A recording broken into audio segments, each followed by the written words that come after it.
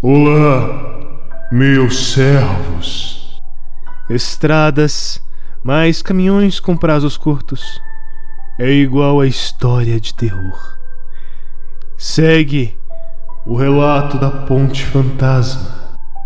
Nessa vida de caminhoneiro, você aprende a ouvir histórias e respeitar, e a se apegar a uma religião, ou em qualquer religião.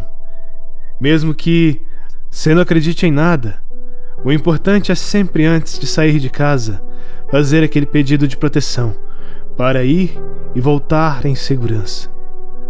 Nas madrugadas que dirigi, para não atrasar a entrega, teve um ocorrido que até hoje me lembro. Foi pro rumo de Tocantins. Não sei bem o lugar. Estava em um posto de gasolina abastecendo. Era mais de meia-noite. E por causa do grande volume de caminhões por ali, principalmente por ser safra, o posto funcionava 24 horas. Quando parou outro caminhão atrás de mim, e o companheiro desceu e veio falar comigo. Perguntou para onde eu iria e se podíamos fazer comboio. Isso acontece com bastante frequência. É para nos proteger, pois 2 é melhor que 1. Tô indo pra Custódio. Custódio? É pra outra banda, eu tô indo ali pegar um gado perto de Prata, disse ele, coçando a cabeça. Se vai pegar a estradinha de terra pra economizar?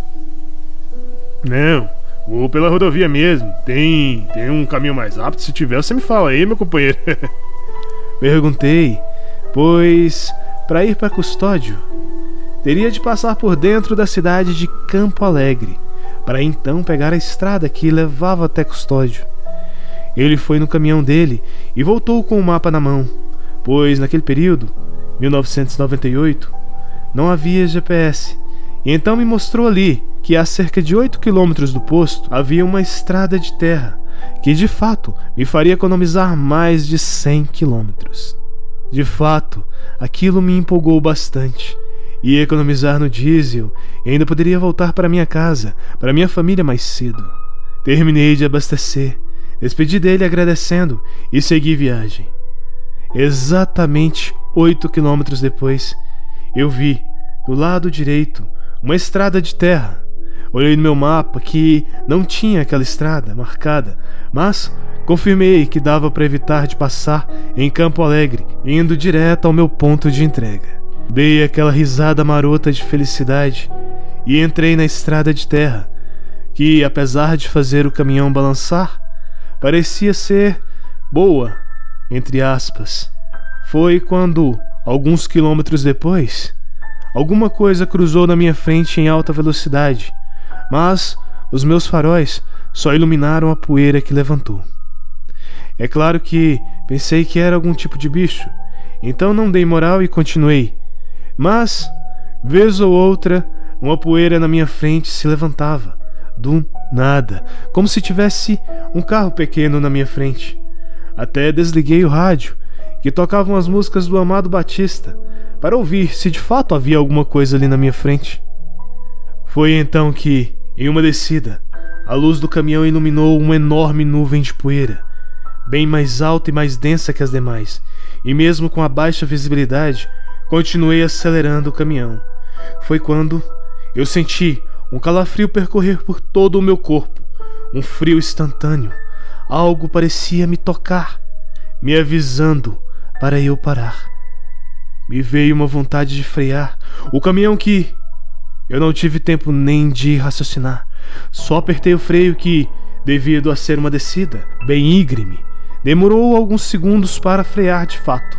O caminhão parou e ficou ligado, e pouco a pouco a poeira na minha frente foi se assentando, abaixando, até que revelou, bem na minha frente, uma ponte, ou melhor, um lugar que um dia foi uma ponte.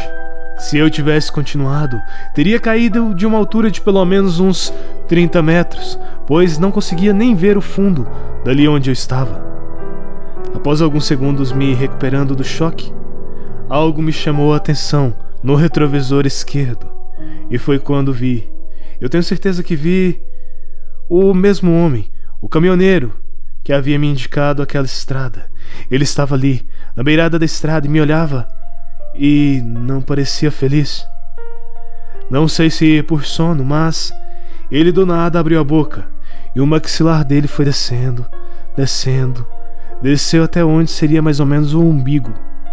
E em seguida seus braços também se esticaram, igual a elástico, tocando o chão de uma forma estranha, como se não tivesse osso nenhum.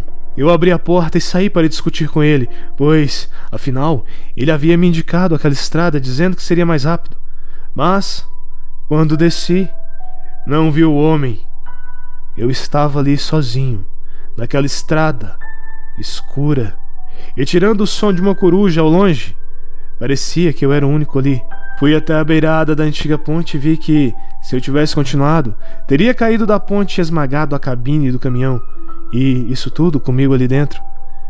Demorei quase 1 hora até voltar para a rodovia e não teve mais nuvem de poeira no caminho de volta. No dia seguinte, enquanto voltava para casa, parei no mesmo posto de antes para jantar e, conversando com alguns colegas de estrada ao redor de nossos caminhões, contei a história do ocorrido comigo, exceto a parte que eu tinha visto o sujeito pelo retrovisor, e perguntei se alguém ali conhecia ele.